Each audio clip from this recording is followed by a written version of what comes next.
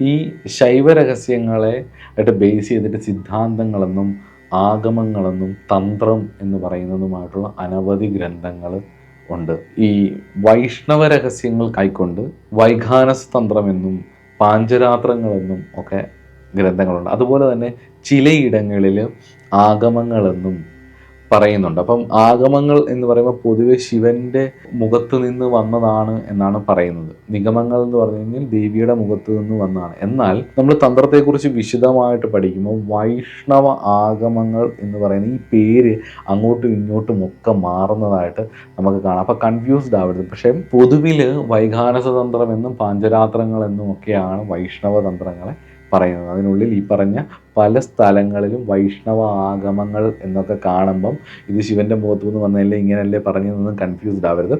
ചിലയിടങ്ങളിൽ ഈ തന്ത്രം എന്നുള്ള പേരും അതുപോലെ തന്നെ ഈ ആഗമങ്ങൾ എന്നുള്ള പേരും ഒക്കെ അങ്ങോട്ടും ഇങ്ങോട്ടും വരുന്നുണ്ട്. ഈ തന്ത്രം എന്നുള്ള പേര് പലപ്പോഴും വരാൻ ഉള്ളൊരു കാരണം എന്ന് പറയുന്നത് അത് ഉത്ഭവിച്ച് വന്നത് എന്നുള്ളൊരർത്ഥത്തിലും ഈ ആഗമങ്ങൾ എന്ന് പറയുന്നതും ആഗമിച്ച് വന്നത് എന്നുള്ളൊരർത്ഥത്തിലും അതിനൊരു ഓഥറില്ല. പ്ലസ് വേദം ഇവിടുന്നാണോ അനാദിയാണ് അതിലെ അറിവുകൾ എന്ന് പറയുന്ന പോലെ തന്നെ തന്ത്രം എന്ന് ഇവിടെ ഈ ഗ്രന്ഥങ്ങളെക്കുറിച്ച് പറയുമ്പോൾ ഉദ്ദേശിക്കുന്നത് ഒരു ഓഥറില്ല.